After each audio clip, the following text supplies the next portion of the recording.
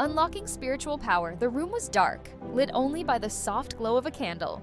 Jacob knelt beside his bed, his Bible open, his stomach empty. But his spirit was full. He had been fasting for 3 days now, seeking an answer from God. His life was at a breaking point. Everything had gone wrong. His job was on the line. His marriage was struggling, and worst of all, he felt like God was silent. No matter how much he prayed, there was no response. One night, as he read through the book of Daniel, something stirred in his heart. Daniel fasted and prayed for 21 days, and an angel came with an answer. Could it be that fasting was the key? Determined, Jacob decided to fast, not to twist God's arm, but to humble himself and seek God's presence like never before. The first day was hard.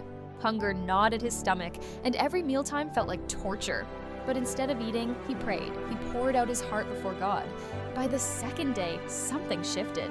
The hunger was still there, but his spirit felt lighter. Scriptures that once seemed distant suddenly spoke directly to his soul.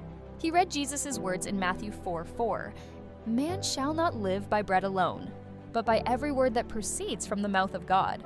On the third day, Jacob woke up before dawn, feeling something he hadn't felt in a long time: peace. As he knelt to pray, a wave of God's presence filled the room. Tears streamed down his face as he realized God had been there all along. It wasn't about God being silent, it was about Jacob learning to listen. That day, his situation didn't suddenly change. His job was still uncertain. His marriage still needed work, but something inside him had changed. His faith was stronger, his spirit was awakened, and for the first time in months, he knew God was with him. Jacob's story is not unique.